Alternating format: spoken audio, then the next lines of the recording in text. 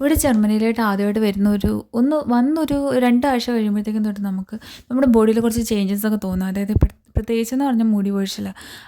നാട്ടിൽ നിന്ന് വന്നപ്പോഴില്ലാത്ത ഒരു മുടി കൊഴിച്ചിൽ നമുക്കിവിടെ ചിലപ്പോൾ ഉണ്ടായേക്കാം. കാരണം റീസൺ വേറൊന്നുമല്ല, നമ്മൾ പെട്ടെന്നൊരു ക്ലൈമറ്റിൽ നിന്ന് വേറൊരു ക്ലൈമറ്റിലോട്ട് പോകുന്നു.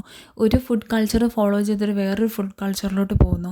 പിന്നെ നമ്മുടെ മെൻ്റൽ സ്റ്റേജ്, നമ്മൾ നാട്ടിൽ ആയിരുന്ന സ്റ്റേജ് അല്ല, ഇവിടെ വരുമ്പോൾ പുതിയൊരു കാര്യങ്ങൾ അല്ലെങ്കിൽ പുതിയ കുറച്ച് കാര്യങ്ങളൊക്കെ കാണുമ്പോഴത്തേക്കും നമുക്ക് പെട്ടെന്ന് നമ്മുടെ മെൻ്റൽ സ്റ്റേജ് മാറുന്നു. അപ്പോൾ നമ്മുടെ ഹോർമോൺ ഇംബാലൻസ് ഉണ്ടാകുന്നു. ഇതൊക്കെ കാരണം നമ്മുടെ മുടി എന്തായാലും നാച്ചുറലി പൊഴിയും. വന്നൊരു മാസം 2 മാസം 3 മാസമൊക്കെ നന്നായിട്ട് മുടി പൊഴിയും. അത് നാച്ചുറലാണ്, നോർമലാണ് കേട്ടോ. പിന്നെ അത് കഴിഞ്ഞിട്ട് 3 മാസം കഴിഞ്ഞിട്ട് നമ്മുടെ മുടി പൊഴിയുന്നുണ്ടെങ്കിൽ നമ്മൾ എന്തായാലും ഡോക്ടറെ അടുത്ത് പോയിട്ടൊന്ന് കൺസൾട്ട് ചെയ്യണം. അപ്പോൾ ഞാൻ അതുപോലെ ഒരു 3 മാസം കഴിഞ്ഞിട്ട് എൻ്റെ മുടി ഒരുപാട് പൊഴിയുന്നത് കൊണ്ട് മാത്രമല്ല, രാവിലെ ഉറക്കമൊക്കെ എഴുന്നേറ്റ് വരുമ്പോഴത്തേക്ക് എനിക്ക് തല കറങ്ങുന്ന പോലെയൊക്കെ തോന്നിയിട്ടുണ്ട്. അപ്പോൾ ഞാൻ ഡോക്ടറെ അടുത്ത് പോയി, ഒരു അപ്പോയിൻമെൻറ്റ് എടുത്തിട്ട് ഡോക്ടറെ അടുത്ത് പോയി ബ്ലഡ് ടെസ്റ്റ് ചെയ്തു. അപ്പോൾ എൻ്റെ അയൺ നന്നായിട്ട് കുറഞ്ഞിട്ടുണ്ടായിരുന്നു. അപ്പോഴത്തേക്കും ഡോക്ടറിൻ്റെ അടുത്ത് പറഞ്ഞു, നീ നല്ല ചൂടുള്ള രാജ്യത്തു നിന്ന് വന്നതുകൊണ്ട് ഇവിടെ ഇപ്പം അധികം വൈറ്റമിൻ ഡി കിട്ടാത്ത രാജ്യമാണ്. കാരണം അധികം സണ്ണില്ലാത്തതുകൊണ്ട് വൈറ്റമിൻ ഡിയുടെ ടാബ്ലറ്റ് അവരെനിക്ക് എഴുതി തന്നു. അത് വൈറ്റമിൻ ഡി ടാബ്ലറ്റ് തന്നു. അപ്പം ഞാൻ പറഞ്ഞു എൻ്റെ ബ്ലഡിൽ അയൺ കുറവല്ല, അപ്പോൾ എനിക്ക് അയണിൻ്റെ കൂടെ ടാബ്ലറ്റ് തരാമോ എന്ന് ചോദിച്ചു. അയണും കാൽസ്യവും എനിക്ക് കുറവാണ്. കാരണം എനിക്ക് വർക്ക് ചെയ്യുമ്പോഴത്തേക്ക് നടുവേദന എടുക്കാറുണ്ട്.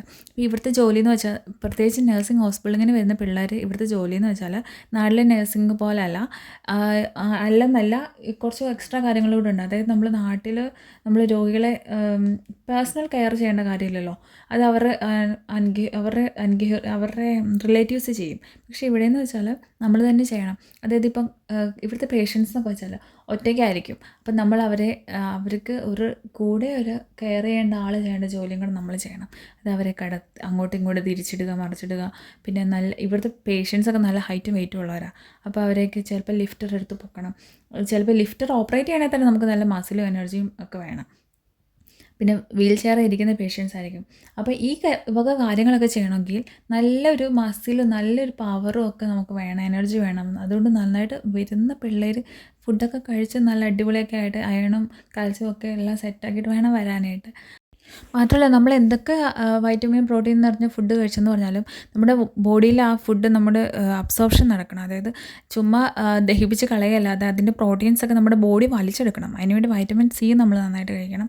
പിന്നെ ചിലർക്ക് എന്നെ പോലെ എനിക്കിപ്പോൾ വയറ്റിന് അബ്സോർപ്ഷൻ്റെ പ്രശ്നമുള്ള ആളാണ്. അപ്പോൾ വൈറ്റമിൻ സി കഴിച്ചാലും എനിക്ക് പ്രോബ്ലമാണ്. കാരണം സിട്രസ് ഫ്രൂട്ടൊക്കെ കഴിച്ചാൽ എനിക്ക് ഗ്യാസ്ട്രിക് ആവും. അപ്പം അങ്ങനെയുള്ള പ്രശ്നമുള്ളവർ അതൊക്കെ ട്രീറ്റ് ചെയ്തിട്ട് സെറ്റാക്കിയിട്ട് വേണം വരാനായിട്ട്.